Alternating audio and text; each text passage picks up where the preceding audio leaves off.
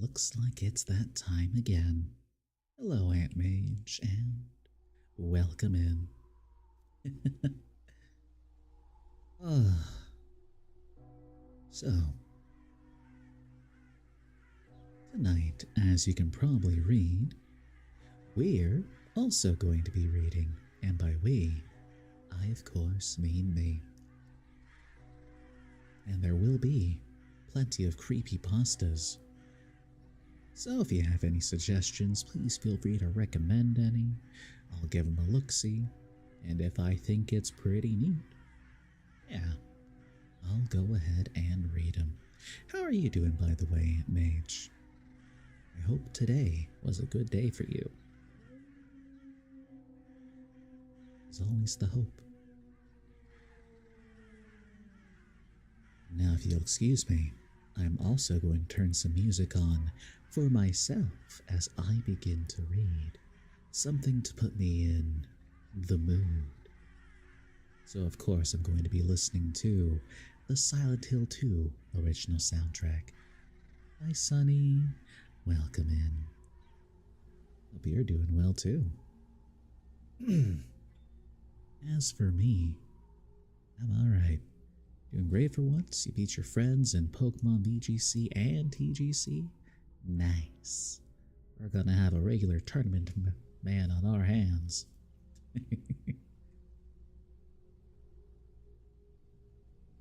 Alright.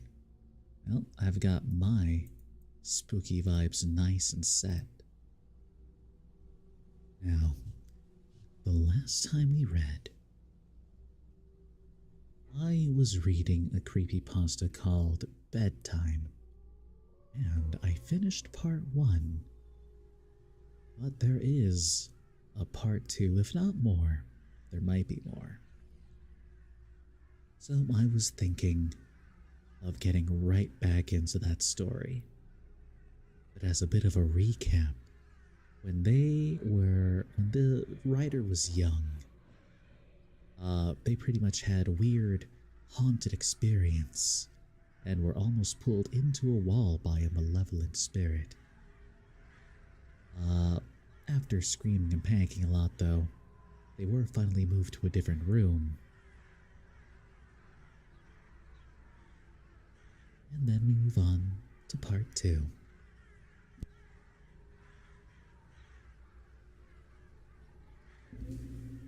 Part 2. After writing my account of a horrific experience I had as an 8-year-old child, many have encouraged me to speak about the aftermath. I've been hesitant to do so as I have felt unsettled since I broke my silence. Sleep has not come easy to me in these last few nights. My skepticism, however, remains resilient, and as such, I will tell of what I experienced in the other room. This won't be as long as what occurred only took place over a few days, but that was more than enough for me. If you recall, after that unwelcome nightly visitor left me, I was moved into another bedroom a year later. This room was much larger than the previous one and had a warm and welcoming atmosphere to it. Some places feel bad. The room before felt foul, but this one did not. Thankfully, I was given a normal bed. The previous one was taken apart and thrown out. A welcome sight, I might add. I loved my new room. I enjoyed the space for all my toys. I was happy that the place was large enough to have my friends drop by. But most of all, I was relieved to just be out of that uneasy, foreboding part of the house.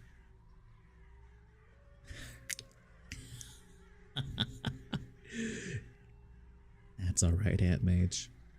I know a few classic ones, but I guess you'll just enjoy and be here for the ride. Were your arms weak?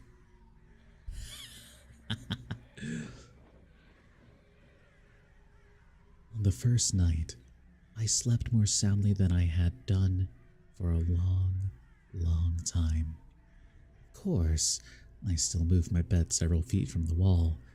I told my mother that I and my friends liked to use the gap between the bed and the wall as a hiding place when we were playing. I woke the next day feeling refreshed and relaxed as I lay there watching some of my favorite cartoons on a small portable television. I noticed something odd. An old, dark brown armchair, which had always been there, sat at the foot of my bed, large and looming. It was frayed and worn, having been given to us as part of a suite by my cousin, but it had been used many times even by then. The chair itself was not unusual, but what unsettled me was that I could have sworn that before I had went to sleep, the chair had been facing away from the bed. Now, in the cold light of day, the chair was facing me. I assumed one of my parents had moved it while I slept, probably looking for something which had been left there before we switched rooms. Second night was not as restful. It was around 11 p.m., and I could hear my parents' television from the other side of the house. The room was largely in darkness, the only illumination an orange hue drifting through my window and the streetlights outside. I lay there, content, until I heard something quiet, yet unmistakable. "Hi, Chiaki. Welcome in." At first, I thought it was the sound of my own breath, exhaling and inhaling as I rested. When I stopped for a moment, the quiet, almost inaudible sound of someone else in the room breathing in and out did not cease. It continued rhythmically and without pause. I lay there in the darkness.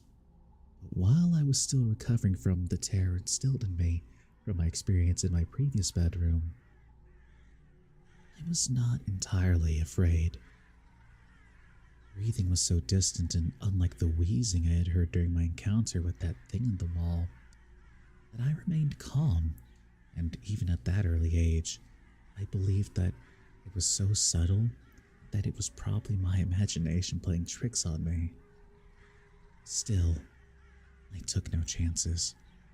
I stepped out of bed, walked across the room, and turned the light on.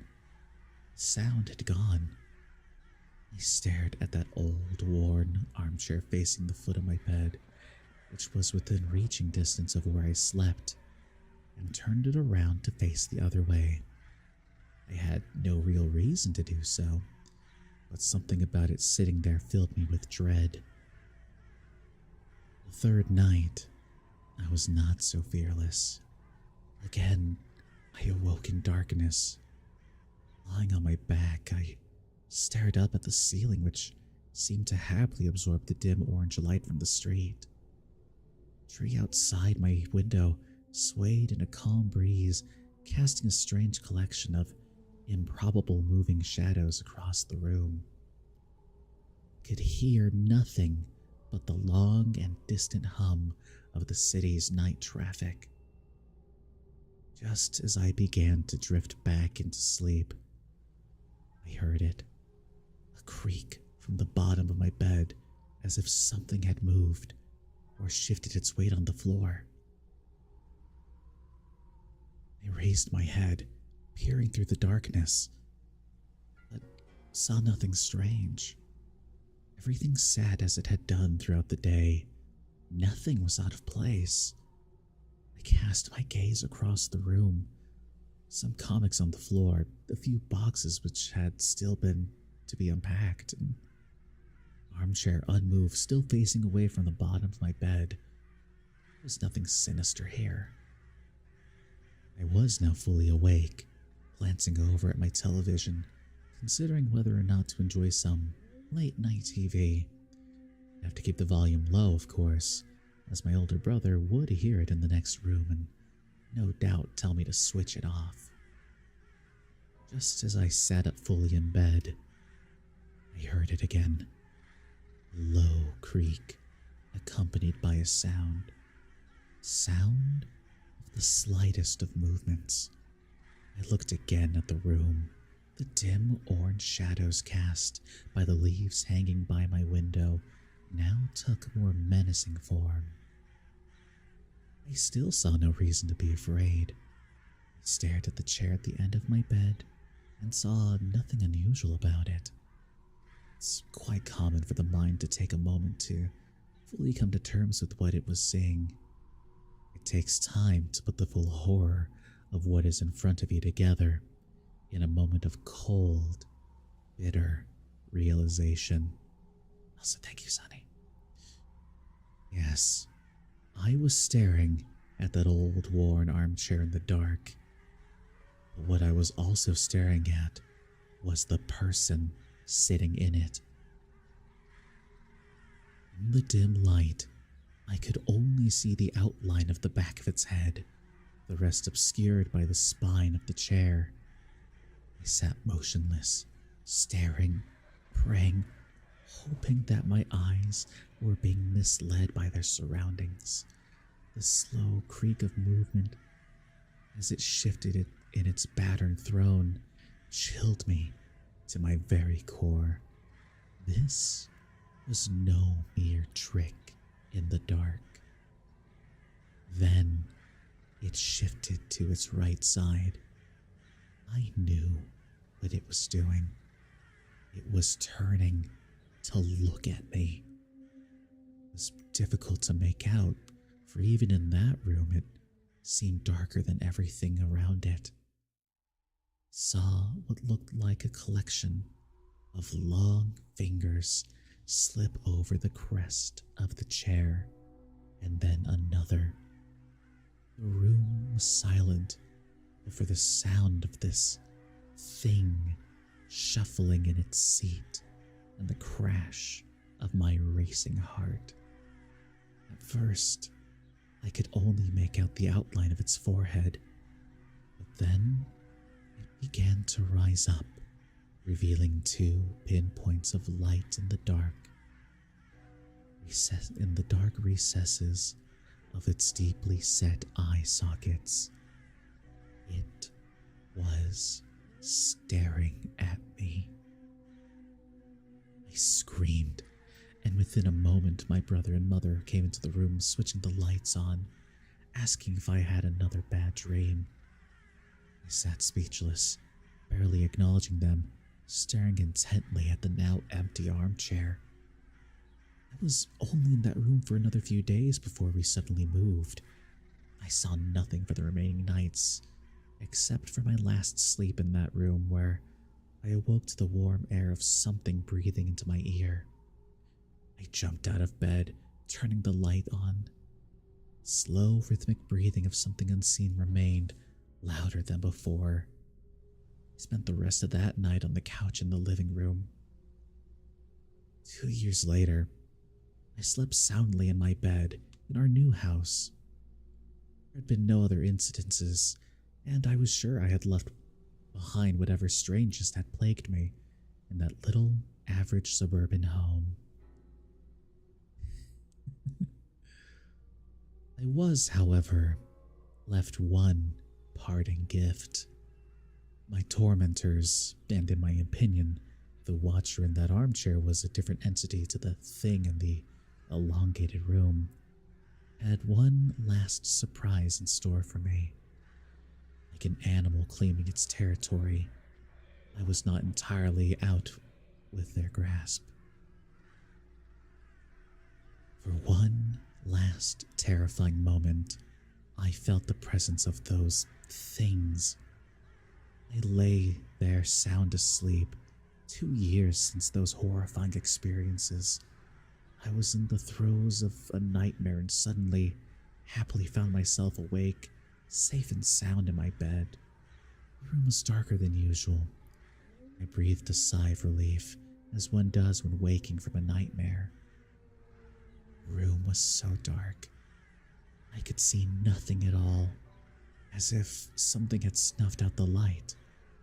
I chuckled to myself, realizing that I must have pulled my blanket up and over my face while sleeping. The cotton blanket felt cool against me, but the air was a little too warm, almost stifling. Just as I was about to remove the blanket for some air, I heard it. The last time I heard it. The rhythmic breathing of the watcher at the end of my bed. Fear gripped me, followed by anger and despair. Why could I not be left alone?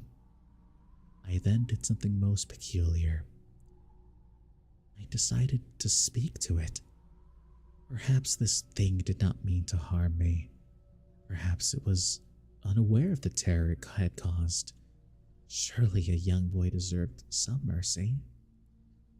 As the breathing grew louder and closer, I began to cry. I could feel its presence on the other side of the blanket, its breath hanging over me like a stagnant wind. Through the tears, I uttered 2 words, which surely would put an end to all of this. Please stop. The breathing began to change. Became more animated, quicker somehow. I could hear something shuffling next to me, standing close by. Breathing then moved, first back to the foot of my bed, then slowly across the room, through the door, into the hallway, and then gone. Half crying, half elated, I lay in the still darkness, my face still covered by the blanket. You may consider this a victory of some sort, but I do not. If those things were real, I know now, beyond a shadow of a doubt, that their intentions were not misconstrued. They were twisted, filled with malice. I would normally never use such a word to describe anything, but it's as close to evil as I hope I ever come.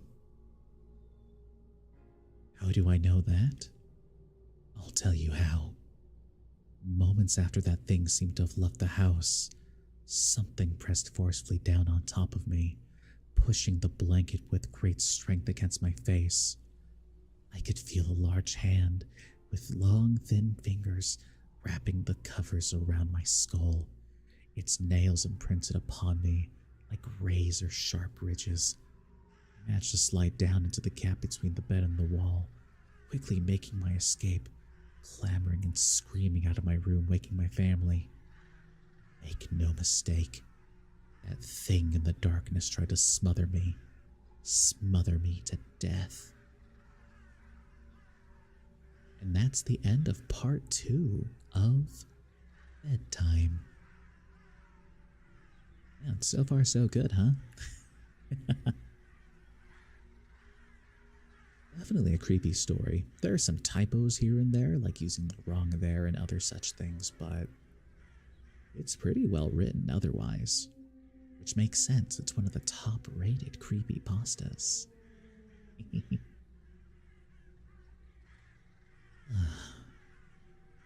And how are my lovely people doing? I hope you're all enjoying yourselves tonight.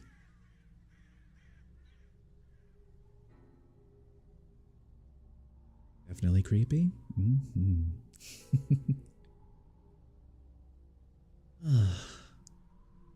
We will have some more of that story as I'm hovering over part 3, but I would like to drink some water really quickly, so I'm just going to do a little quick BRB screen.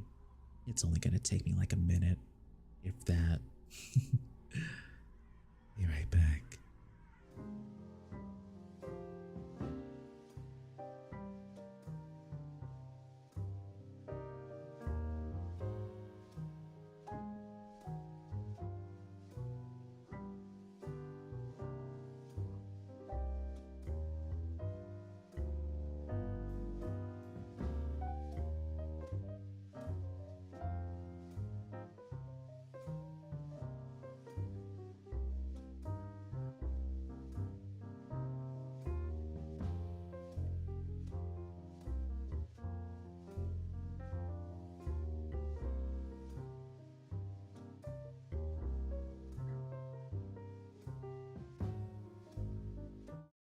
normally hard for you to picture some words into images, which is why you like analog horror videos.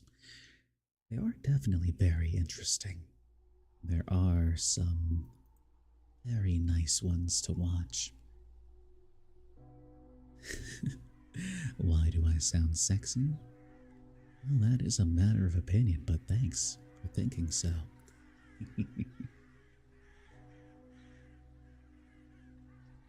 Well,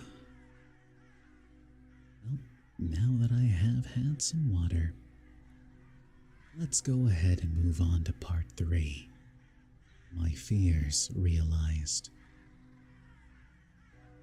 A few days ago, that's also why you hate reading chapter books. I think it depends on the book series. A few days ago, I submitted 2 nightmarish accounts from my childhood. Perhaps you best read them to truly comprehend what has befallen me. I had been compelled to silence, gripped by the irrational fear that somehow, even after all these years, should I speak of it, that those things would seek me out and once again wreak havoc on my life. In the name of science and reason, I confronted those fears and set out to vanquish those tormented memories once and for all by sharing them with others, exposing them for what I believed they were, the delusions of a troubled child. I have held on to my skepticism and rationality for dear life. I have allowed them to define me. But this morning, I was presented with verifiable, physical evidence. Evidence of what I do not know, but it cannot be ignored. And it seems strange to me that the last few days have been so tainted by apprehension and misfortune after finally breaking my silence, that I can no longer rely upon entirely conventional explanations. In the wake of sharing those traumatic experiences that I had as a child, I have been plagued by an overwhelming sense of unease. Initially, I attributed this to the fear I had experienced in simply recounting and reliving those terrible events in my mind. But as the days passed, it felt like so much more. A feeling of impending doom consumed my every thought. While sleep came to me, rest did not. Each morning I awoke, my nerves on edge, as if deprived of sleep for an age. Nothing overtly frightening happened during the first few nights. No visitation, no unwelcome bedfellows, no wheezing breaths reaching out from the deep within my bedroom walls. But I had that distantly familiar feeling of not being alone. Do not misunderstand. I did not sense someone in the room with me. I did not hear, smell, or feel anything remotely supernatural. But throughout my days and nights, I have sensed something subtle, almost on the periphery of my awareness. The feeling that something is on its way. Something is coming, like the first few stagnant blasts of air from a subway tunnel, heralding the arrival of a lurching, unstoppable monstrosity. Surprising, yet expected. My sense of unease grew with each passing day, pushing its way under my skin, deep into my mind like some form of cancerous infection. Tried to focus my attention on various writing projects in a vain attempt to fill my mind up to the brim with other thoughts, hopefully leaving no room for those contaminated memories. Those thoughts came to me nonetheless. My anxiety gained momentum till all I could think of, nothing else. I had to do something. studied psychology for years at university. With this, I knew that anxiety is often a result of a loss of control, and that one of the most effective ways to combat it is to empower oneself. This is what I intended to do. Call it foolhardy, but I was going to go back to that place, that house where those terrible events took place. I was going to confront those memories and expose them for what they were. Nonsense. It was an hour's drive to my old home. It was one filled with elation. I was confident, at ease, happy. I was in control now, and nothing was going to get in my way from showing that the place I had feared my entire life was nothing but an average, humdrum, harmless little suburban house. Gleefully negotiating the country roads and then motorway, finally, I made it to the city. Gradually, the streets began to take on a familiar appearance. Memories of playing in that neighborhood came flooding back to me. A play park with my favorite slide, an ash pitch where we used to play football, my schoolyard filled with hide and seek, and friendships long since abandoned, but never forgotten. My mind wandered through those memories like a prodigal son walking home, wandered so much that before I realized it, I was pulling into the street where I had once lived. The road was long and disappeared far into the distance, finally entering into a sharp blind turn. It was an old neighborhood and had been planned and built long before the advent of the car. This was evident by the narrowness of its roads, creating a strangely claustrophobic feeling, as if the houses on each side rose up, leering at passers-by. I slowed my speed and cast my eye over each house that passed. It was a uniform place, with every house looking not dissimilar. My heart suddenly began to beat faster as a cold chill crawled up my spine. There it was. There was the house. It was late afternoon, and the street was quiet, almost lonely. I stared at that little place, wondering how such an ordinary home could have instilled so much fear in me. I had initially intended to only look at the house from afar, confirming it to me as a material construction entirely explicable and removed from anything uncanny. But as I parked, I took a deep breath. Before I knew it, I was out of my car, walking towards that old metallic gate, its once bright floral shapes now darkened by age, flaking deep green paint, revealing nothing but rust beneath. I ran my fingers over its uneven top, and with a subtle gasp, I pushed it open.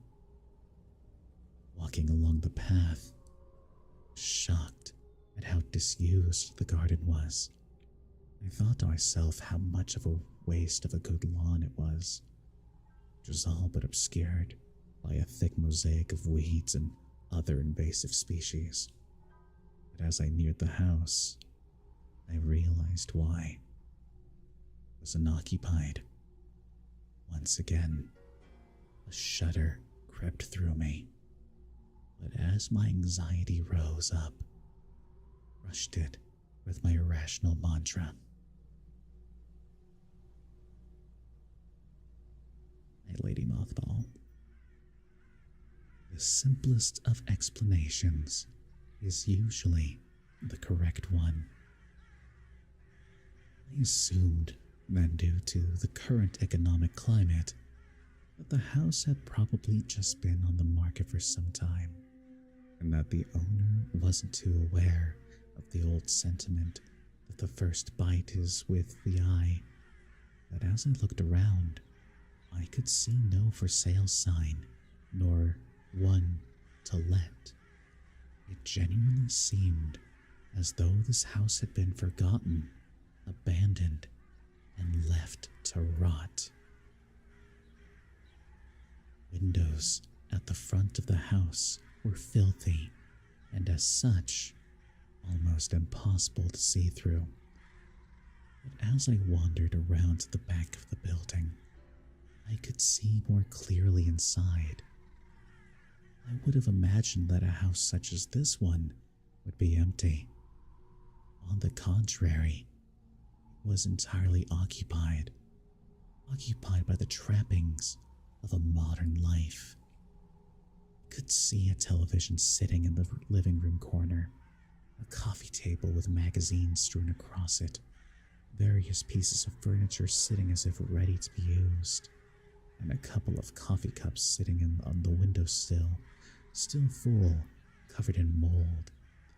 I would have thought the house was lived in, if not for the thick layer of dust lying over everything, accompanied by the occasional spider's web. Rest easy, Lady Mothball.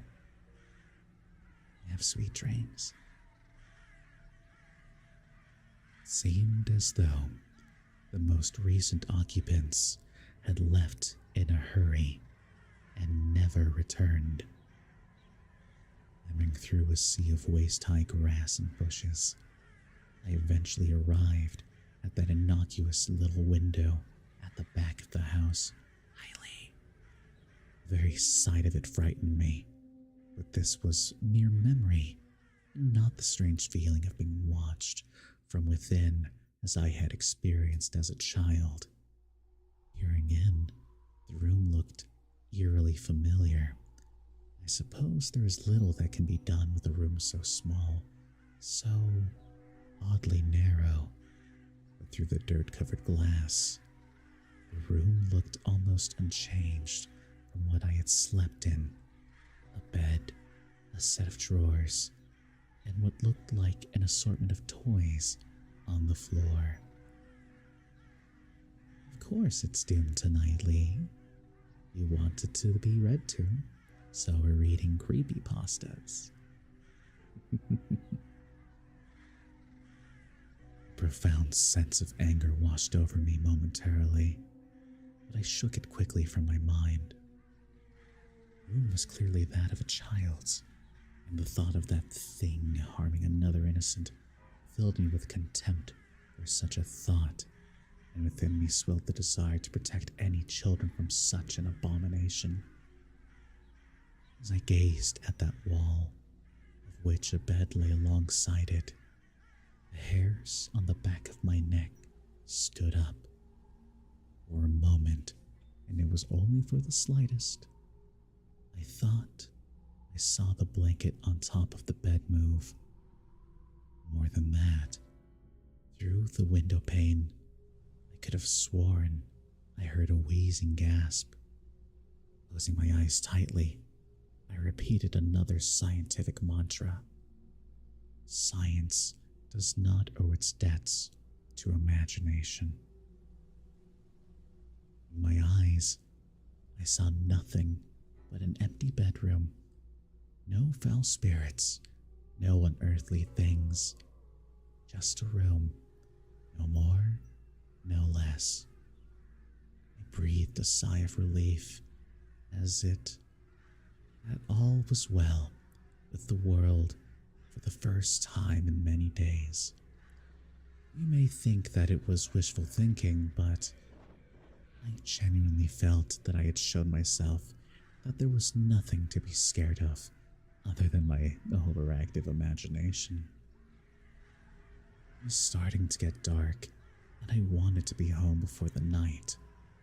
Filled with confidence now that my anxieties were behind me, there was one last thing that I needed to do.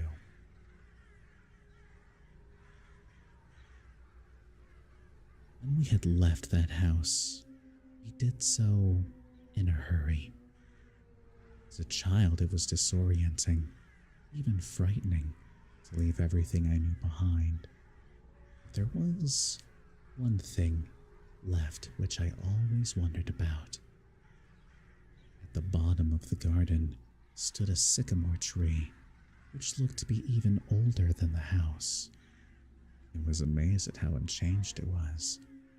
I had grown up, gone on to pastures new. The old sycamore still stood, wise, warm, almost friendly in its appearance. I think it's a rite of passage for any child to have a place to hide things. It's often their first experience with independence, something removed from any authority figure.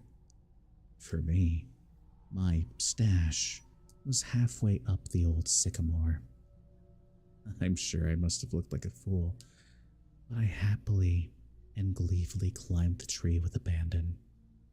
Configuration of the branches had changed in places, but overall, the happy memories of playing amongst the limbs of the old sycamore, of having a little piece of the world to myself away from everyone else, seemed vivid, as it was remarkable how much remained unchanged.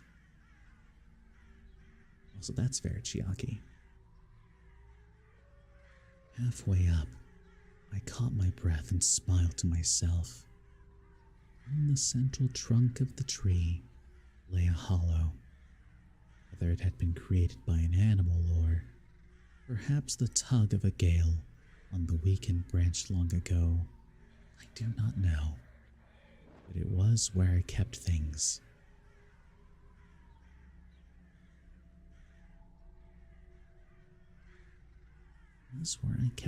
Lost my place. If I had found something which I was sure would be taken from me for being inappropriate, into the hollow it would go. The truth is, though, that the majority of the items inside were not very interesting, mostly just toys and rarely exotic pieces of contraband, like a slingshot or some smoke bombs. I had no reason to hide toys, but when I was young, it felt adventurous to have a secret. The hollow was dark and filled halfway with rotting leaves, no doubt deposited there from countless autumns. Nevertheless, I reached deep inside to see what remained. I couldn't believe it. I had found a toy that I had hidden there before we moved, all those years ago. I could feel the plastic in my hand, its sharp edges unmistakable. The leaves and darkness of the hollow obscured its view from me as I struggled to remove it from the thick, wet mixture of rotting leaves and rainwater. It seemed to be caught amongst a collection of small twigs. The reason why I was so excited was that I knew when we had moved that I had left one of my favorite toys behind. A small, plastic First World War British soldier. It may not sound like much, but I had grown up on my family stories of my grandfather's adventures during both wars. And while he had passed away before I was born, I would often act out exaggerated versions of the stories with the small soldier in the role of the hero, my intrepid grandfather. At the time, I thought a hollow the perfect hiding place for a soldier. My delight, however, quickly turned to horror. I felt sick to my stomach, for as I pulled the soldier out, I realized it was not my toy, but something else entirely. Stuffed into the back of the hollow, amongst the sludge, and now in my hand, was the skeletal remains of a small animal. Bones crunched together in my grip, and a few small flakes of hair and flesh left on its putrefied. Between my fingers, I almost lost my balance as the rotten and potent smell of death escaped through my moist grasp invading my senses. I climbed back down carefully, dejected. There was nothing else in the hollow. My toy was gone, taken by another child during the subsequent years. What remained of the poor animal I buried under some loose earth in the garden. I left that place immediately. Despite my unfortunate encounter in the hollow, I still felt empowered. That I had actually plucked up the courage to revisit that place, to see how ordinary it really was, made me feel in control once again of my faculties. It did not at that time require anything other than a conventional explanation. And Fengu the Panda, thank you for following. Welcome in.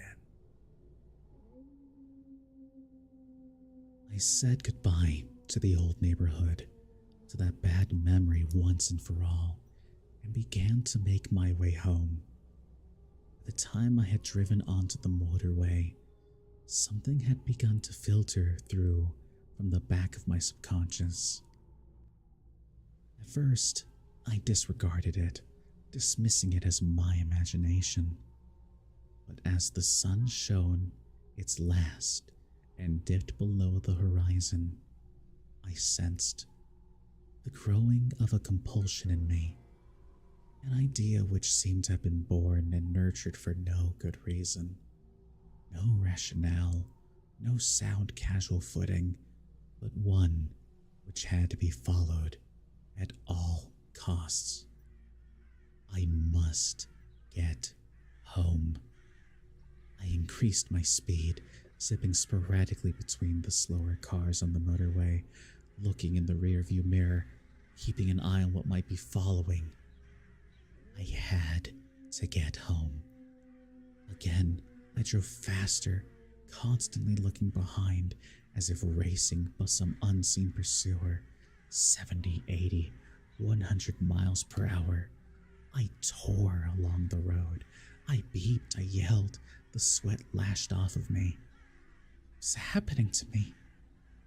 Please, just let me get home. White-knuckled, I finally made it off the motorway and onto the country roads which would lead directly to my town. The roads were narrow and wound around the now bleak and ominous countryside. Darkness seemed to blanket the road in front of me. I turned my full beam on and breathed a sigh of relief to see a bright light again, even if artificial. Panic anxiety, which seemed to have a grip on me on the motorway, appeared to have diminished. However, I still glared into the rearview mirror more often than I should have, just to make sure there was nothing following me. What a ridiculous thought, to think of something chasing my car, to put myself and others in danger by speeding down a busy motorway. Madness. Still, madness or not, I had felt compelled to get away as quickly as possible. And even though I had managed to collect my nerves, the loneliness of the road I was on fueled my yearning for my own town, my own street, my own bed. Nervously, I traversed the web-like winding roads which seared through the countryside, feeling relieved at the first sign of a lamppost, of civilization, and of the boundaries of my town. I pulled up outside of my house, switching the engine off, and sat for a moment. Silence. I had to stop all of this nonsense. Things coming out of the walls, watchers smothering me at night, looking into someone's window like a prowler, all of this lunacy. Tomorrow, I would start afresh. No more writing about my childhood experiences, no more reliving of dread-filled nights. Just getting back to normal, carrying out my work, spending time with my girlfriend, and most of all reaffirming my belief, faith, and confidence in science and rationality. Then the thing and the back seat leant over, grabbed me by the shoulder, and breathed a foul, rancid breath from deep inside its lungs down the back of my neck. I scrambled for the door, my arms flailing around looking for the lock. Fear possessed me, shook me. A fear I remembered all too well. A fear from all those years ago, lying awake at night in that sickening room. The inside of the car had grown much colder. That was nothing compared to the icy fingers burrowing into my shoulder. I honestly thought I was going to die, that this thing would finally get its way after all this time. The door handle popped in my panicked grip, and I fell out of the driver's seat onto the pavement. For the briefest of moments, I thought I caught a glimpse of something in the back seat. Vague, the form of an old man, yet twisted and distorted, grinning from ear to ear. Luckily, there was no one around, as had there been, I would have appeared a mad fool, for the car was empty. I took the keys from the ignition and booted the door shut with my foot, locking it for the night. I staggered down the path into my house. I'm not going to lie to you, but I drank myself to sleep last night. You may recall that I said I had evidence, actual physical evidence of something unnatural. You might be wondering what that evidence is. Well, I could say that it was the marks on my shoulder that made me shudder with fear, or I could tell you that my bedroom window lying prized open this morning by what looks like claw marks has left me dreading tonight or any other. But no, none of that scared me as much as what I saw today upon waking. Sometimes the most frightening of messages are the most simple. Lying on my chest as I awoke this morning was a toy soldier. A soldier I had hidden in that hollow all those years ago, returned to me as an adult, bitten in half. And that's the end of part 3. Man, this story sure is ramping up a little, huh? Go ahead and take an extra swig, and then we can continue on to part 4.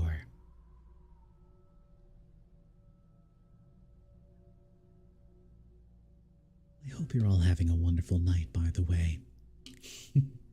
Snuggled up, blankets all around, lights turned off. What better way to enjoy spooky stories, right?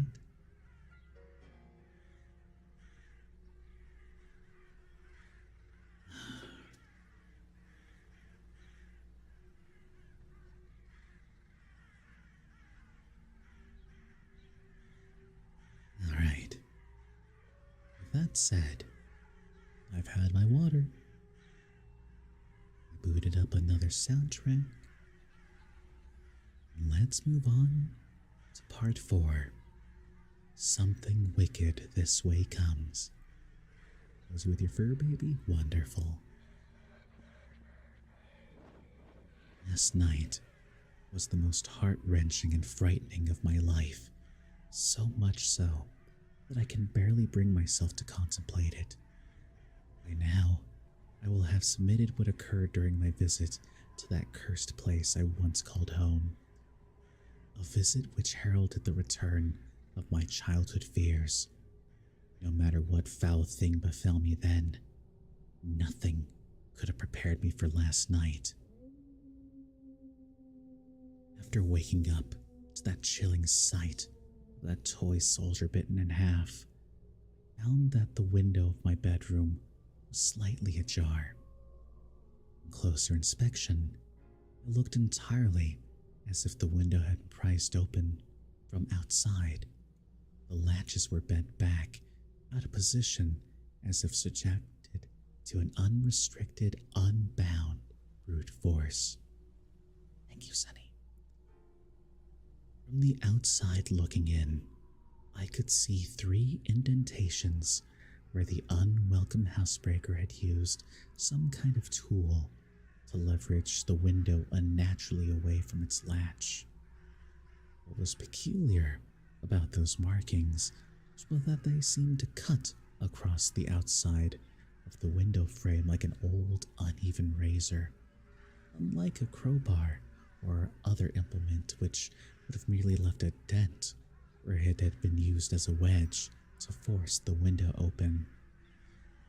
Nothing had been stolen, and I attempted to rationalize the markings on the window as human-made and not claw-like as they appeared to be. Toy Soldier returned to me so violently I could not explain. My heart sank at the very thought of it. I knew it was a message, but it seemed to me to be more of a twisted joke, announcing the arrival of my childhood predator, rather than something to be puzzled over or interpreted. I spent the morning checking each room of my house and its contents. Nothing was missing. I could only hope that whatever that fiend had been in the back seat of my car the previous night, that it had only wished to frighten me one last time and then be on its way. Perhaps its reach would be weakened so far from my childhood bedroom. It was all too easy for any sane person to persuade themselves that a traumatic event is something more benign, but in this instance, I could not. That broken toy was not a mere joke, but a promise. A promise that it would return for what I did not wish to know. My thoughts naturally tumbled inwards and back to those terrifying nights I had as a child. I was now reintroduced to the apprehension of bedtime, the longing for the day, and the anxiety of night. Like an old and relentless enemy, my fear grew throughout the day, festering inside of me, leading to strange and ominous thoughts about the consequences of unwittingly bringing that thing home. Do not misunderstand me. My fear was not simply for my own safety. As a child, I believed that my nightly visitor was transfixed and consumed by wanting me, but I did not feel that my loved ones were in any danger. This, however, had changed. I did worry. This time, I did feel nothing but fear for my loved ones, because you see, I do not live alone. My girlfriend and I moved in together over 2 years ago. I have caused enough damage now that I do not wish to speak her name and will simply refer to her as Mary. Mary and I had a happy existence, and in fact, we were very much in love. This coming Christmas morning, I was going to propose to her. Now that beautiful moment has now been bitterly taken away from me by that rancid abomination. I knew that Mary would be home that evening. She works in events and promotions, and as a result is often away from home for days at a time, traveling around the country, coordinating various conferences and exhibitions. I do not complain about this, as she and I both know that I am a solitary character, and that an odd few days of solitude normally do me good, allowing me to dive headlong into my writing, absorbing each and every word, undisturbed. Despite this, I always miss her, and with the events of the past week, reliving those torturous nights and then allowing them to return, I had missed her far more acutely than I had ever previously done so. She arrived at 6 p.m. I greeted her with a smile, a warm embrace, and a passionate kiss. I tried to hide my perturbed state of mind from her, but Mary knows me better than anyone I have ever met, and immediately inquired, "What's wrong?" I tripped and fumbled through my words as I explained to her that I had written a story about my childhood, that exploring those dark and twisted memories had left me distraught. Mary has an incredibly caring nature, and she immediately laid her suitcase and bags on the floor, sat me down on her couch, and with her soft and gentle way, asked me to talk about the whole ordeal. I couldn't mention this thing, this wretch which had now found its way to our home, an invisible and twisted invader which had been led there by my idiotic curiosity. I felt that she would think me mad, but oh, how I wish I had told her the truth. If there's one thing more damaging to a relationship than a lie, it is a half-truth. Not because it is deceitful, but because it is a corruption of the truth, perverted and abused to suit the teller's needs. I told her my half-truth. I told her about my story, that of the thing in the narrow room and the watcher at the end of my bed. That is where the truth ended and a lie began. I deliberately and deceitfully mentioned that it was, of course, just my imagination as a child, and neglected to talk of my experiences of returning to the scene of those depraved crimes.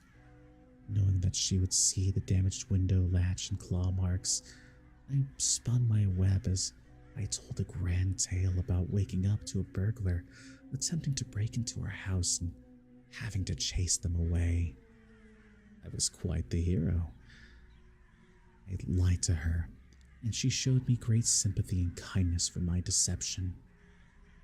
I was embarrassed by the truth then, and I'm ashamed of my lie now.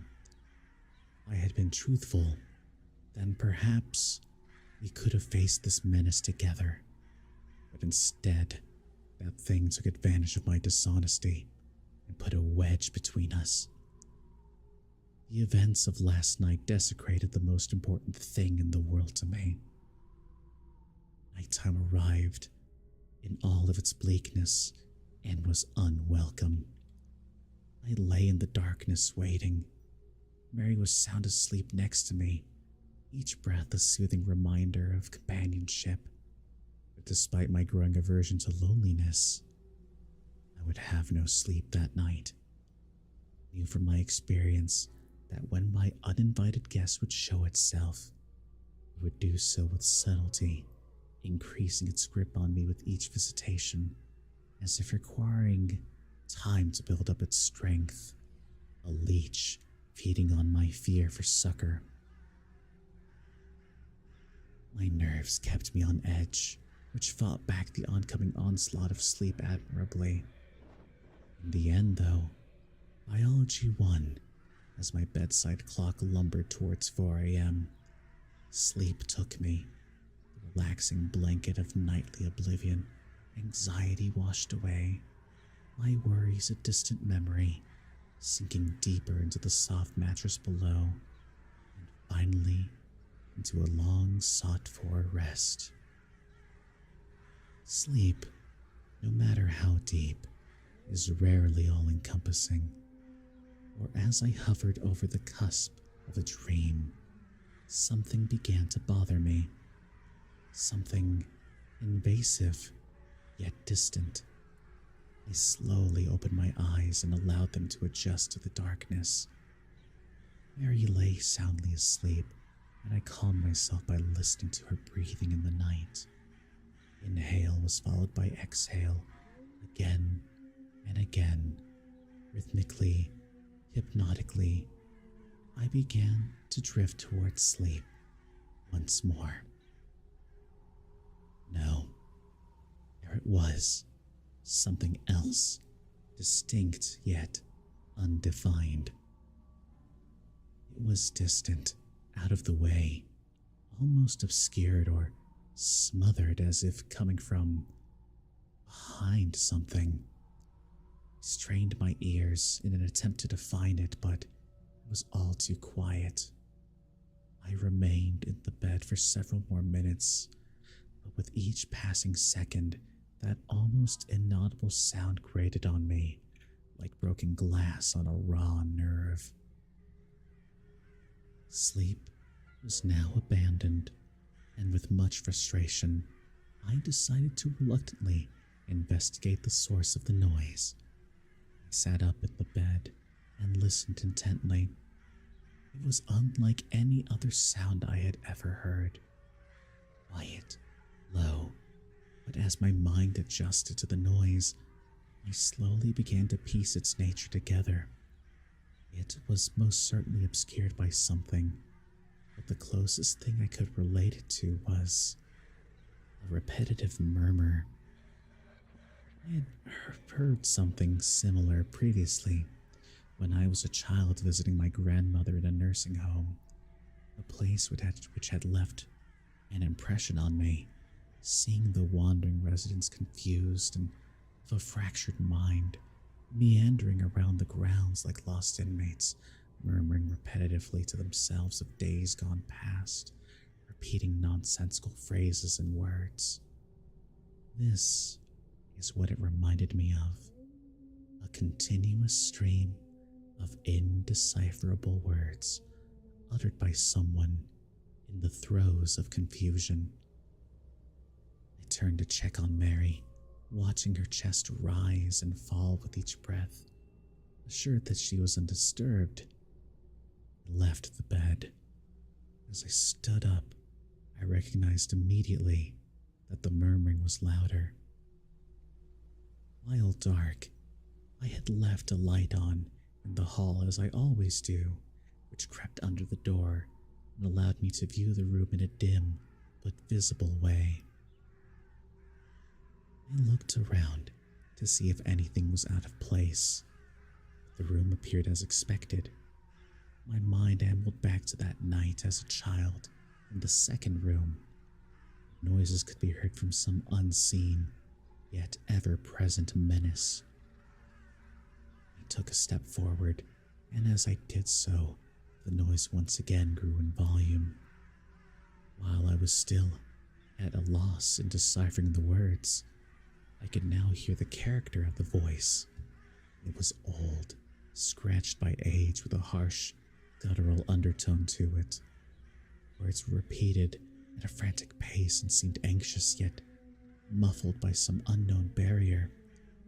I was frightened, but I drew strength from Mary being in the room, and with a deep breath filled with trepidation, I took another slow and silent step forward, my bare feet cushioned by the cold floor below. Again, the voice became louder.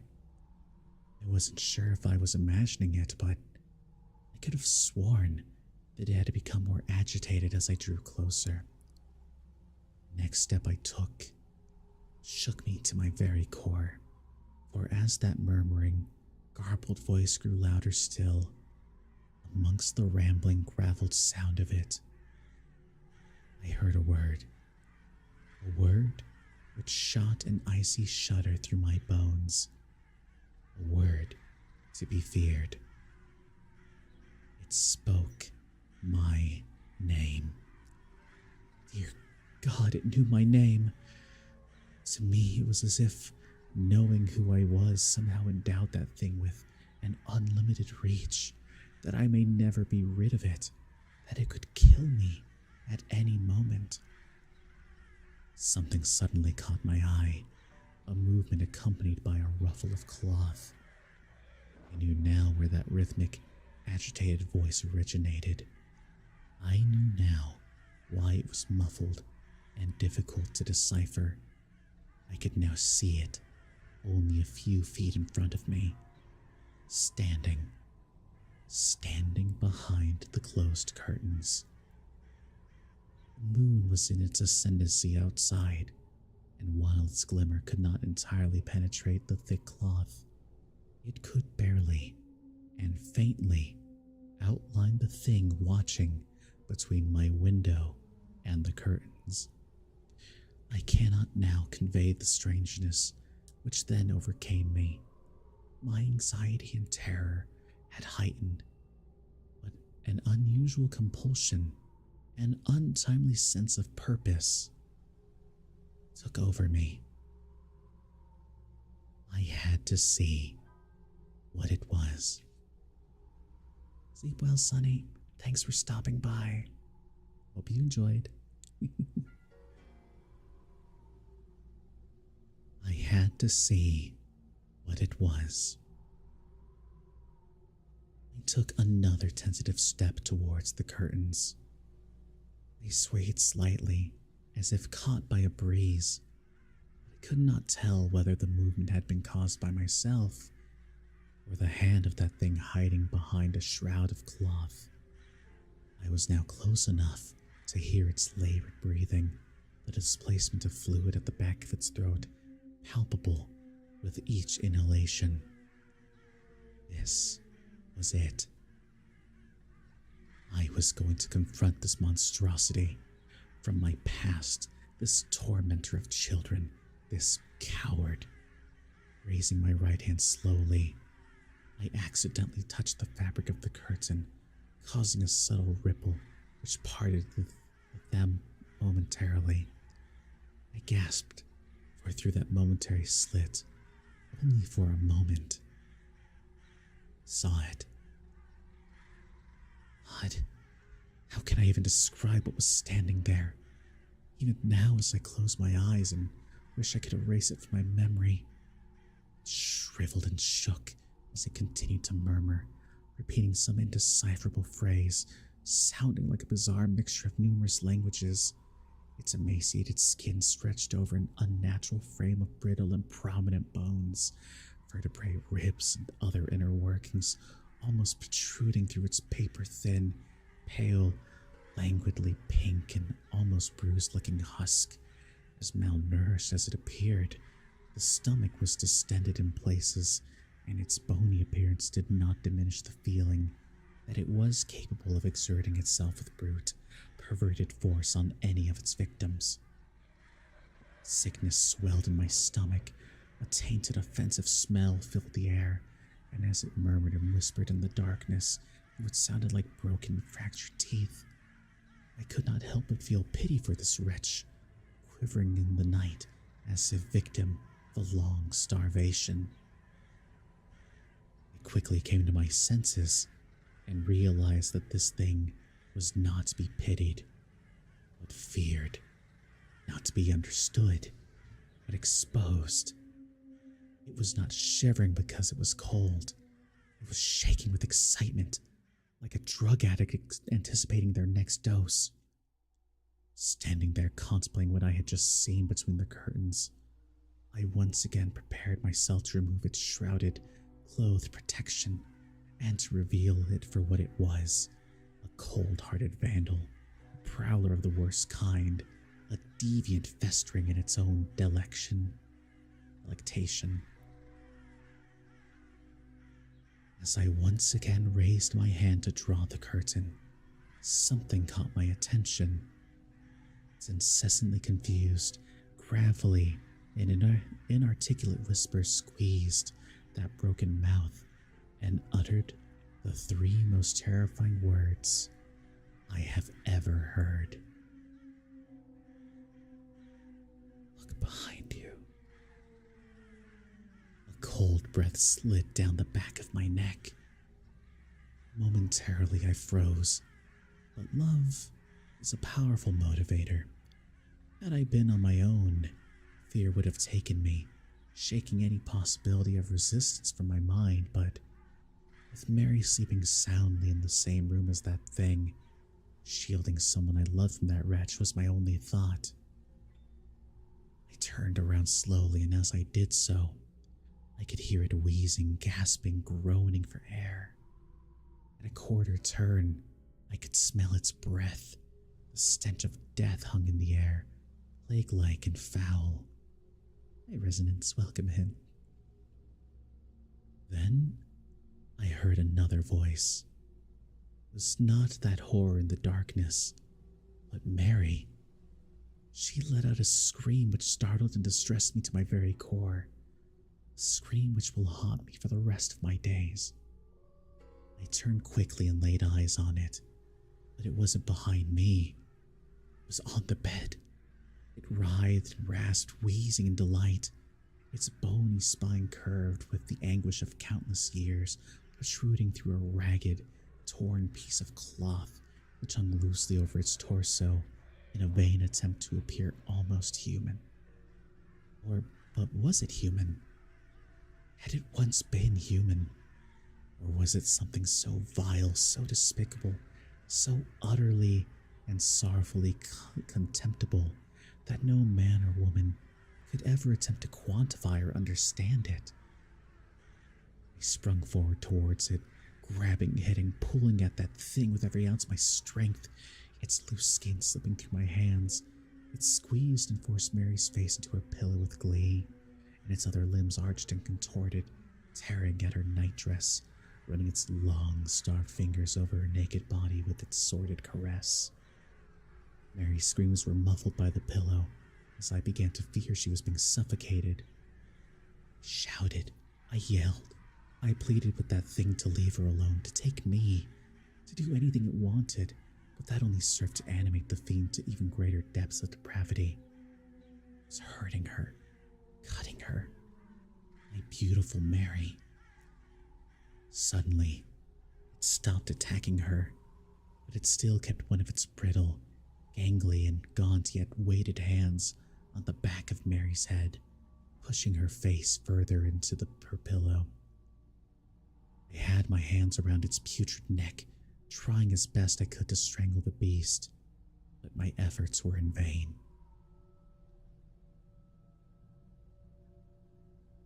Its scrawny frame belied its overpowering strength.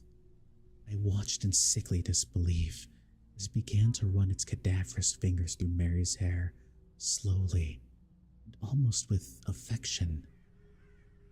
I could now hear the twisting and cracking of bone, the popping of cartilage, and the snapping of tendons. Thank God it was not coming from Mary. I was now on its back, with my arm wrapped around its throat and my chin rubbing against the abrasive skin of its shoulder. As its spine dug sharply into my stomach, it twisted its head in an entirely inhuman way. Its neck clicked and groaned under the strain with every arthritic movement, as if hindered by 1,000 years of rigor mortis. It was now looking at me. I have heard it often said of some people that they cannot see the forest for the trees, but now I truly appreciate that sentiment. So close was I to its black, icy stare that I could not take in its surrounding features. I increased my grip. I swore, I screamed. I would have torn its throat out if I could have, but it was all in vain as it continued to run its scrawny fingers through Mary's hair nonchalantly while looking at me. I don't think I will ever truly recover from the sound which seeped out through what I assumed to be its approximation of a grin, a wheezing sigh, grunt, something which sounded very close to a sinister, otherworldly laugh. As its face touched mine, its eyes stared deep into me. Not even my reflection was returned. 2 looking glasses into a sanctuary of the dark, devoid of light, happiness, and love. It was staring as if it wished to say something, as if it was trying to communicate a simple idea to me. Malice. With a wrenching, stuttered, and violent movement, it tore a fistful of hair from Mary's head, leaving behind it an open wound. Then it was gone. Mary did not scream. She merely whimpered. I turned the bedside lamp on, No words of care or sympathy could console her. She wept uncontrollably.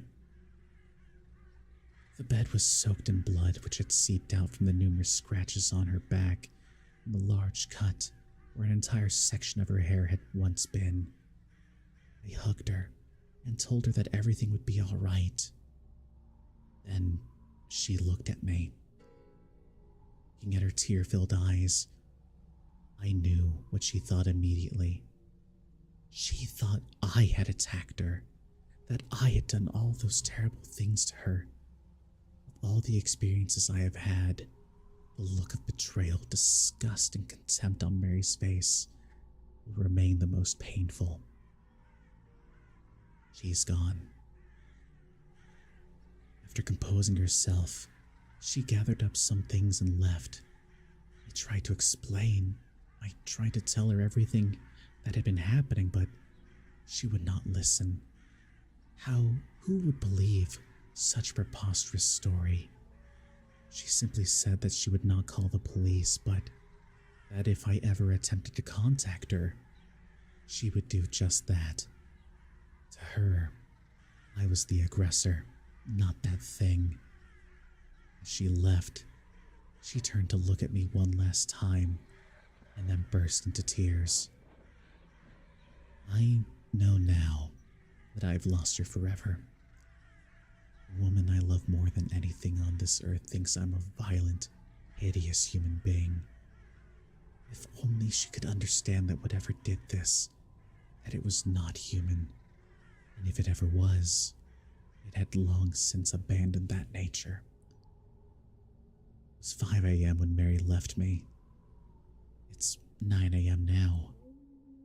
I'm sitting here in the cold light of day at my kitchen table, writing this so that there's some record of what has transpired, so that people know, so that Mary knows that whatever happens, that whatever occurs from here on in, that it was the despicable creature from my childhood, from that cursed narrow room all those years ago, which rained this misery down upon me, upon us. I must now dispense with the sentiment. I could easily sit here mourning the loss of my relationship with Mary, or I could allow myself to be overcome with fear, to do nothing. That simply will not do. I can hear the laughter of my neighbor's children outside, at different stages of my life. I remember that same feeling of joy and happiness from something as simple as playing with friends, or climbing a tree, or kissing the woman you love, or even drifting off to sleep at bedtime to dream of what could be, the safety of a happy family home. Memories, only memories. I fear I will never experience that happiness again. This thing has broken me, but I am resolute. Whatever that hideous wretch has in store, whatever it desires to do with me, I will not allow that thing to harm another person or invade another child's life as it did mine all those years ago. I must leave you all now, as there is much to be done before it gets dark, before it returns. My plans are made, and with any luck, they will succeed. I wish I could say we will speak again, but I think that is unlikely. I hope you understand what must be done, because tonight, I'm going to kill it. And that's the end of part 4. Wow. Rough, definitely rough for sure. Let's see, from there we have part 5. And I think part 5 is the last one. Yes, it is. So, one final sprint. You'll be able to finish this creepypasta.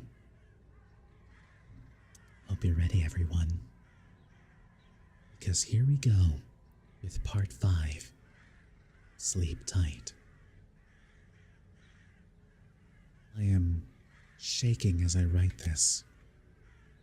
I was released by the police less than 2 hours ago, and I am compelled to record the events of the past day and night as quickly and as accurately as possible.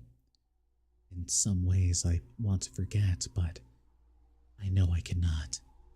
I know that I should not. For my own sanity, I must divulge what has happened. It is far too important.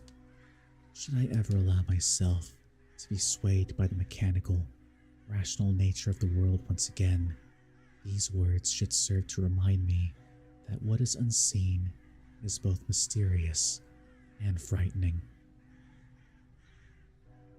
After Mary left, I knew that I had lost her forever. But rather than being consumed by depression and inaction, I was invigorated by one purpose, by one thought, by one idea that I knew I had to carry out. I had to destroy that thing, for I could not allow the chance that it may one day hurt my loved ones or desecrate the innocence of another child. I also knew that I faced death, but feeling that I had already lost everything, that was a small price to pay. It is said that revenge is a dish best served cold, but having waited my entire adult life to be rid of this thing, its memory and the shadow that it had cast upon me, I met the proposition of killing this fiend, this corrupt and perverted force. A smile on my face. At night, it would be dead, even if I had to drag it to hell with me. Missing myself for the next few hours, I packed a bag and wrote a letter to Mary and my family, explaining what had happened and that they weren't to blame. I phoned my mother and father, then my brother, just to hear their voices one last time. I did not let them on the thought. I did not let on that I thought I may never speak to them again. My mother's intuition led her to ask if everything was all right. I smiled and told her I loved her, before reluctantly saying goodbye. At about 7 o'clock, I had made my way out to the car. The sun had already set, and the street seemed eerily quiet, as if the scene of an unattended funeral. I sat in the driver's seat, leaving the door on the other side open, awaiting my most unwelcome passenger. By 9 o'clock, nothing out of the ordinary had occurred. The place remained deserted, and the cold night air flowing through the open door was beginning to bite. As I sat there, contemplation echoed through my mind. I ruminated on the nature of this cadaverous parasite. One question rose out of a sea of thoughts towering above all else, unmoving and continuous. Can you kill something which is already dead? I did not know if this was a thing of the grave or some unworldly specter which could be considered alive in some way, but just as I was reevaluating my plan, there it was. It was subtle at first, but there was a small, almost indistinguishable shift in the suspension of the car. Had it been any other circumstance, I would have put this down to a gust of wind pushing and pulling at the chassis. But I was all too familiar with that feeling from all those years ago, as the bunk bed would shift slightly, that thing climbing into the bottom bed. I knew its foul calling card. The air grew denser, as if contaminated by some nearby corpse. It was in the car with me, unseen, yes, but there nonetheless. As I heard the slightest of whispered breaths from the back seat, I leant over and calmly closed the passenger door. I turned the key in the ignition, and as I pulled out of the street, I could have sworn I heard a quiet yet distinctly malicious snigger, as if something mocking me. I didn't know what I had planned for it. Our destination was not far, but the roaming hills through which our taken country road penetrated rose up and diminished with regularity, a stark reminder of the ominous isolation of night. Occasionally, on the way I could hear something from behind, but I refused to look for that thing in the dark. Patience. It would not be long before I would confront it. The irony hit me. I was worried about scaring off the same thing which had terrified and tortured me as a child. I had to be resilient, and so drove carefully and calmly through the countryside, swamped by darkness, hoping that my unearthly passenger would not suspect me. I arrived. The wheels of the car struggled and slid on the undergrowth as I headed off of the narrow country road.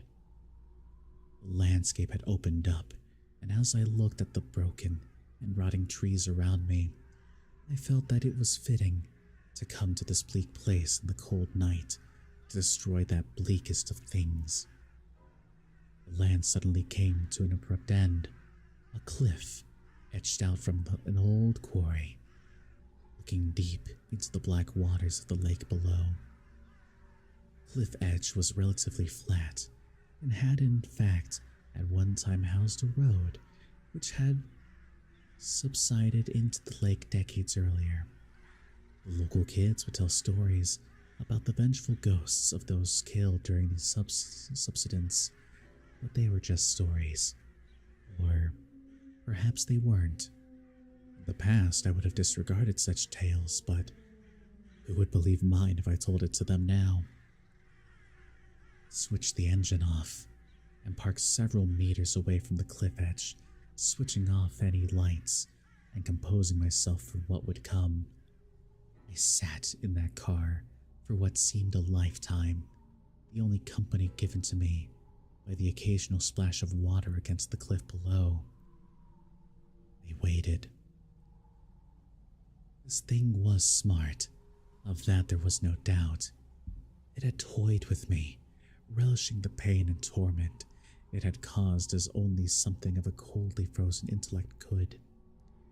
For this reason, I knew it would suspect me, and perhaps even flee, if I brought the car too close to the cliff's edge. I had to wait for it to attack, let it feed, let it revel and gorge itself on me. Perhaps then it would not notice as I slowly plunged the car into that dark, icy water below. I was going to drown the bastard. I had appraised the potential consequences in my head and reasoned that there would be a moment, a singular moment, where I would have a slim opportunity to escape from the car just before it reached the edge. Mary and I used to go there occasionally, a place to be together away from everything else, and it did not look nearly as stark during a summer's day. Therefore, had the place in mind and knew it well. The drop was at least 30 feet to the depths below, and I did not want to be in that car as it hit the water, nor trapped inside with that abomination. I waited. Then, I heard it. Slowly at first, and then increasing in rate and volume, a rasping, wheezing breath from behind. Strangely, it sounded more labored than before. With each breath, a struggle, filled with fluid, rotten and decayed. A shiver ran up my spine. A rank, foul smell began to fill the air. The breath drew closer from behind. My heart began to race, beating hard and fast as I looked up and saw the windscreen begin to ice up from inside. I could see my breath, a natural thing indeed, but what was unnatural was the breath visibly moving across my face from the side. I turned slowly. I wanted to cry. I wanted to leave, run into the night, but I had to stay. I could not allow it to escape. It was sitting in the passenger seat. I was staring at it, and it at me, hunched over, covered by darkness, contorted, gaunt, hands seized as if fighting rigor mortis. It slowly moved towards me. One bony leg cracked and groaned as it slid over my lap and onto the other side. Oh God! It was sitting on me. Pulled itself in close to me, and through a shard of light provided by the moon, I saw its face. Skin hung from its jagged features. Glassy eyes stared deep into me as its grin spread up through its face, unnaturally wide, and as the result of its half-rotten flesh, exposing the rotten muscles, broken teeth, and sinews of its rancid smile beneath. Leaning closer, it opened its mouth, revealing a wet and putrid tongue which could be seen through part of its missing jaw. Wheezing, breathing heavily, a foul stench which stung my eyes and filled my mouth elicited a response from me as I retched, my body attempting to expel its poisonous fumes. And as I did so, it stopped for a moment and then cackled to itself, happy, content, staring into its icy cold eyes. It yet gave the impression of an afflicted and increasingly weak old man. It was still incredibly strong, but it seemed as though it had lost some of its potency. Perhaps leaving that elongated room had somehow affected it. Its long, protruding fingers caressed my face, and then, as a show of intent, it stuck one of them deep into my shoulder. I screamed as it bent and twisted inside of me, the rotting fiend moving its finger to cause the maximum amount of damage and pain that it could. And it did so. As it did so, its other hand slid down against my body. It touched me. It was time. With my arm free, I turned on the ignition, and though my shoulder was still pinned to the seat, I managed to fight through the pain. Put the car into gear and took off as fast as I could. The creatures flailed and screamed. It attempted to climb over me into the back seat, but I held on with all of my strength, the thoughts of what it did to Mary enough to fuel my rage. We raced towards the edge of the cliff, and I eyed the driver's door frantically. As we neared our icy plunge, I screamed in anger at its festering rancid face and pushed it off of me. It scrambled to the back seat for dear life as I scrambled for mine by unlocking the car door. It was too late. The car careened over the cliff face, and before I knew it, we hit the dark water, splitting the black glass-like surface with tremendous force. I should have died then, but an airbag took the brunt of my impact, although I still managed to scrape my head across the door frame. Dazed, I looked around. The sound that I heard coming from that thing was malformed yet familiar. The squeal of some demonic child soon gave way to the anguish and rage of an ancient intelligence which knew that it faced almost certain death. Water was frozen and poured in the now twisted open car door with such force that it winded me. I gasped for air as my unwilling prey now did. It writhed and twisted as it looked for an exit. Spying the open door, it pulled itself through the water towards me. I curled up my fist and smashed it into that thing's face. Pieces of rotten flesh flaked off under the impact as the dark black liquid oozed from the resulting wound. Again, it attempted to get past me, and I knew that to keep it in that car long enough to drown, that I would have to die with it. I felt numb as the frozen water slipped over my chin. My heart struggled against the cold, and with a sudden surge, I was submerged and had breathed my last.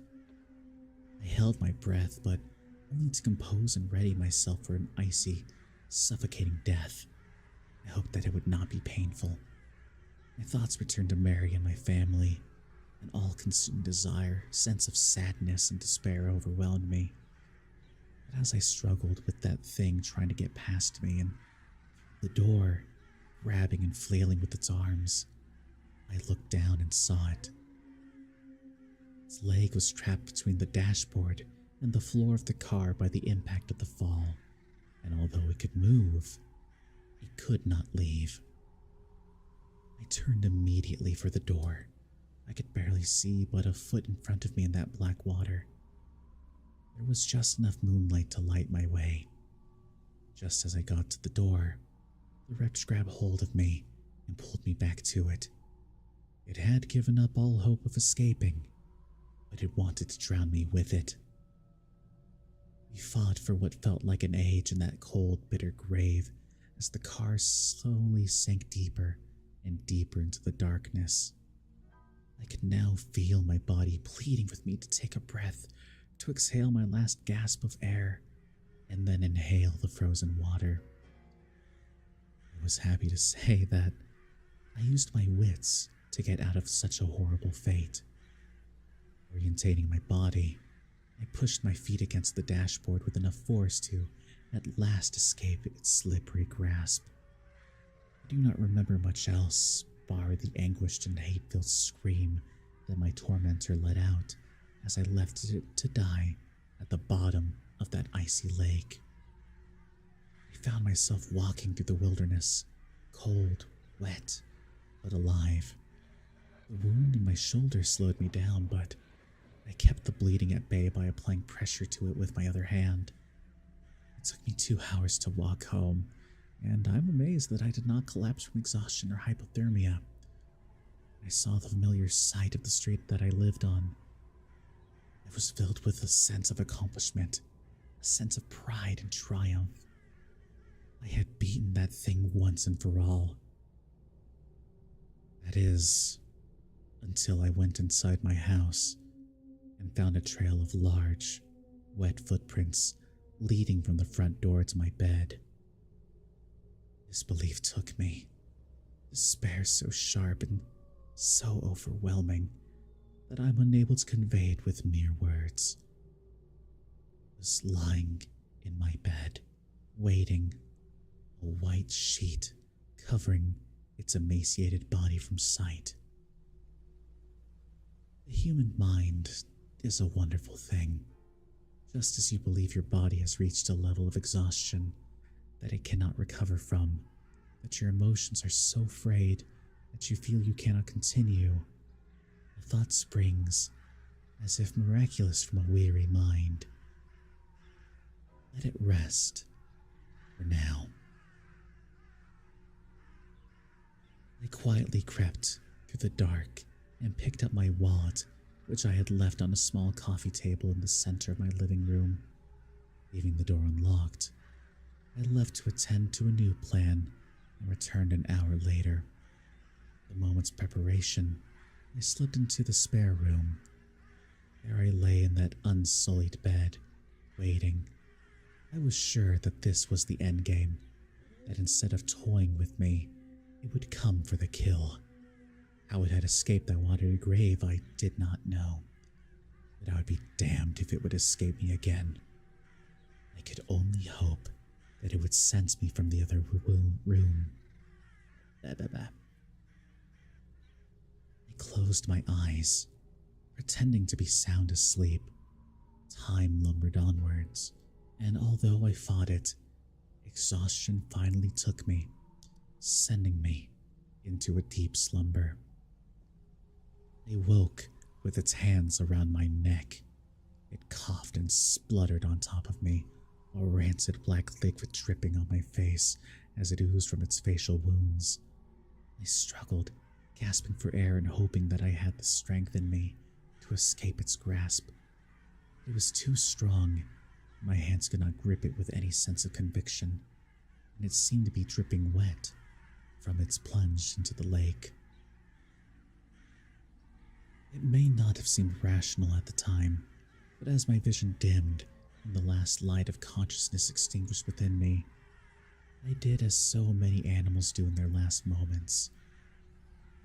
I played dead. Lying motionless, holding my breath, it shook me violently by the neck and then released me. I waited for my moment, my chance to destroy this thing. Its labored breathing relaxed slightly and seemed to stare at me almost quizzically. I waited still for a shift of weight which might have let me throw it to the ground. Leaning down close to me, its wide, crumbling sneer puckered, gathering its putrid saliva in its mouth and in what was left of its cheeks. It then showed utter contempt for the living and the dead. It spat its festering fluid onto my face, the remnants dripping down onto me through a hole in its jaw. I wanted to scream, to do anything to remove such a vile smear on my skin. But I dared not to move. The time was not right. Leaning in closer, it prodded and scratched at the wound on my shoulder, the pain shearing through my body. With all of my resistance, I remained motionless. Then it slowed and patiently slid two of its long, distended fingers into my mouth. The taste was overwhelming, rancid, rotten, dead. The arthritic clicking of its knuckles shook my resolve. As it arched its back in glee, it suddenly pushed its fingers deep down into my throat. I gagged, an instinctive reaction. Instead of being shocked, a garbled laugh emanated through its broken teeth as it thrust its fingers deeper into my mouth. I felt its cold, hard flesh scraping against the inside of my throat, pleading without words for it to stop. In our darkest moments, we sometimes find our true strength. I rolled to my side, using its weight against it, and finally managed to break free. I fell onto the floor, its long reach grasping at my feet. I kicked and screamed, and at last was free. It stared at me only for a moment, rising up on top of the bed, its brittle bones cracking under its own force. It now towered tall and gaunt, ready to pounce. Since I was a child, I had been a victim. It had terrorized me, taken my innocence, attacked Mary, and broken my life. I would not stand for it anymore. Sometimes, the most dangerous prey is the one who can outthink you, the one that lulls you into a false sense of dominance or superiority, the one who has conquered any fear of you with a sense of anger and betrayal. It had fallen into my trap, one conceived by logic, reason, and understanding of the world through the eyes of a scientific mind. Fire cleanses all. As it groaned, shrieked, and cracked and contorted, readying itself to pounce. In one swift motion, I removed a blanket from the floor, revealing a bucket filled with gasoline, which I had brought in that short time of preparation. I threw it as hard as I could, the liquid splashing all over that horror and the bed. It grinned at me, mocking my very existence, making light of my pain and the agony it had caused. From my pocket, I pulled out a lighter, lit it, and threw it onto that wretched thing. It writhed and screamed in agony, parts of its flesh crumbling away, searing into nothing in front of my very eyes. I almost felt sorry for it. Let it burn. The fire got out of hand. Thankfully, a neighbor heard the screams and saw the smoke, calling the fire brigade. I remember nothing of how I escaped. I spent several hours in the hospital being treated for light smoke inhalation and painful burns to my hands.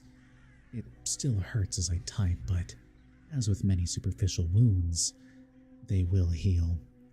Perhaps there will be a few scars, but I can live with that. The police arrested me shortly afterwards, believing me a murderer.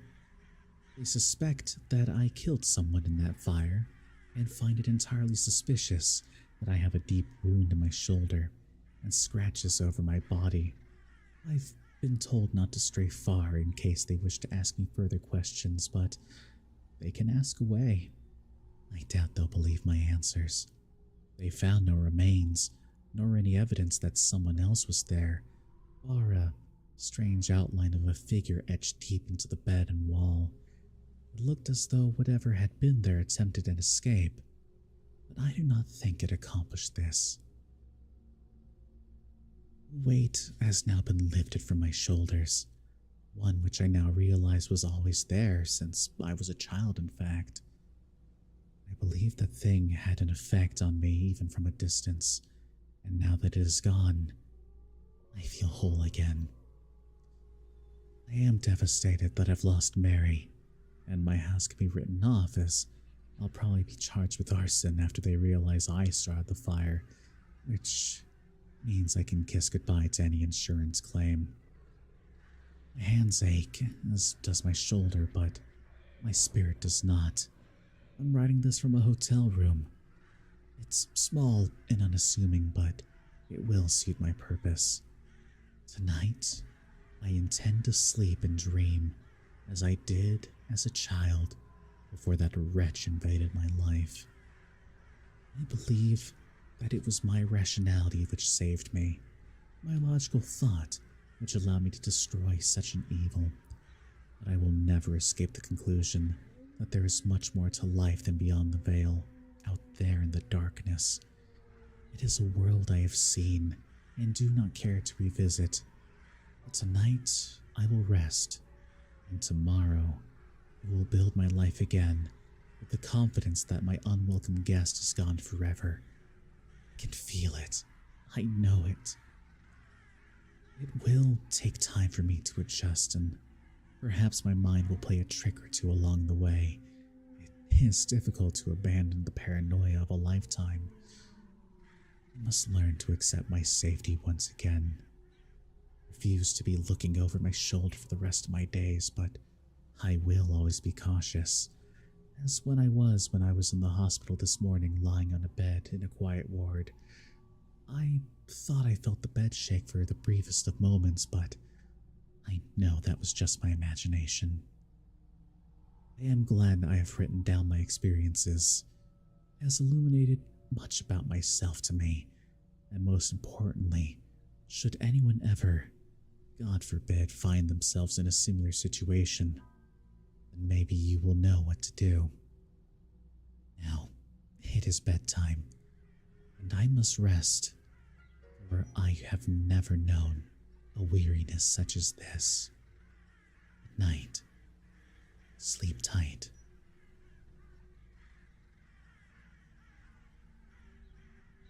And that's the end of bedtime. It was pretty long, but I would say pretty well done. Lots of creepy moments. Ghosties are always terrifying, but overall, pretty good, bittersweet ending.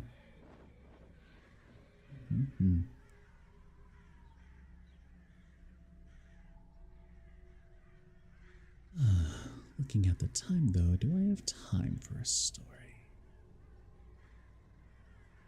Another one.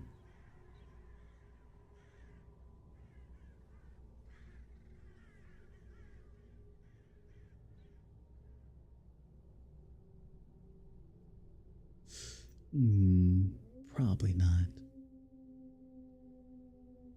But I sure hope you all enjoy tonight. So everyone, rest easy, take care, and tomorrow we are going to immerse ourselves into more horror game scenarios. Namely, I plan on doing that in VR, however, so I know I'm gonna suffer. Ray. Rest easy, everyone. Good night. Sleep tight. Don't let the spirits bite.